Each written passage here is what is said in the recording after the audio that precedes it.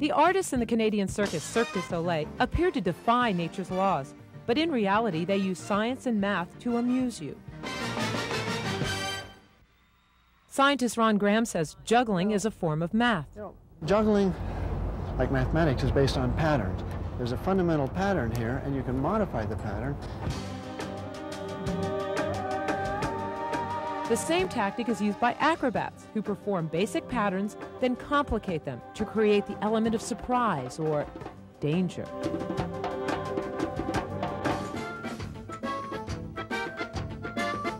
What's tougher to do, a somersault like this or a full body somersault? It's called the conservation of angular momentum. That's the long way of saying that the smaller and more compact the acrobats can make their bodies, the faster and easier they move through space. And if you're in a straight body, they call a layout position, that's much harder. You have more inertia, and it takes more energy to get around.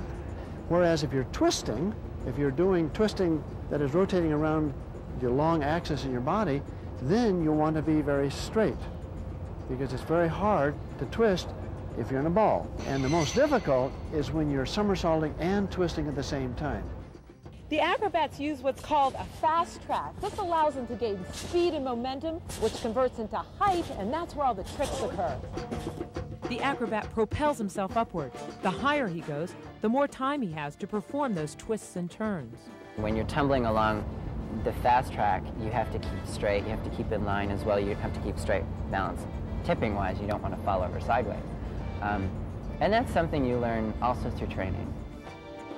A somersault like this naturally propels an acrobat forward. Forcing the body to turn in one place requires flexibility and strength.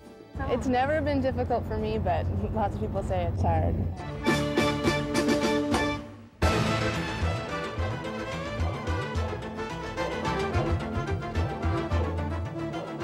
Flying through the air looks easy, but these acrobats are timing their rotations, so when they let go, there's someone there to catch them, or else.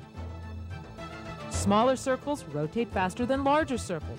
To slow down or speed up, these acrobats have to change the size of their bodies as they rotate. If, for example, you bent your knees, you go run a lot faster, but it wouldn't look very good.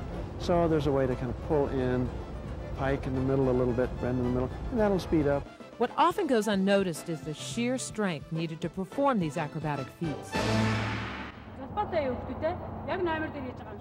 These 11-year-olds from Mongolia have performed with Cirque du Soleil for 2 years. Noman has been training since she was 8. Ulzi was 5.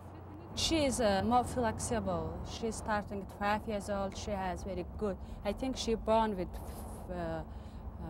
flexible body. The other girls, the Namian, she needs practice more than her. You know, because she's starting 8 years old. According to most sports experts, only certain people are born with this type of elasticity in the ligaments.